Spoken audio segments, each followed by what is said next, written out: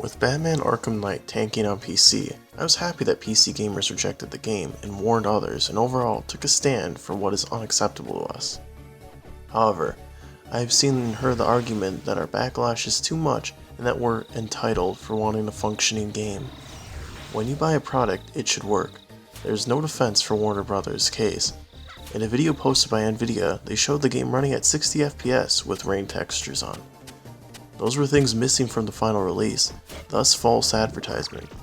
If the game had never been shown on a PC, perhaps you could make a case that it is the consumer's fault for buying the game without seeing gameplay first. That is not the case though, and we were lied to. An argument I see is that PC gamers are a minority in the market, and console gamers are where the developers should focus their time and resources on. That was the case years ago, but not anymore. In an interview with PCR, DFC Intelligence owner David Cole announced PC software sales have surpassed consoles on a global scale.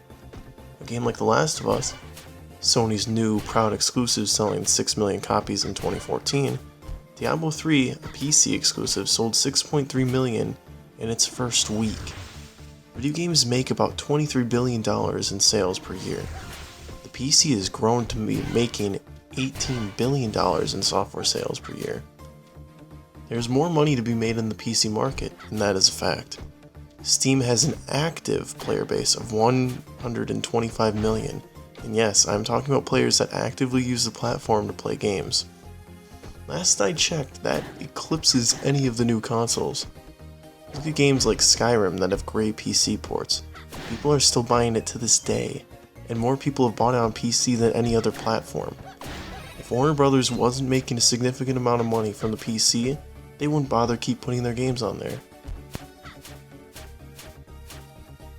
The last point I would like to address is the argument that it is not everyone, and probably a vocal minority, having issues with Arkham Knight.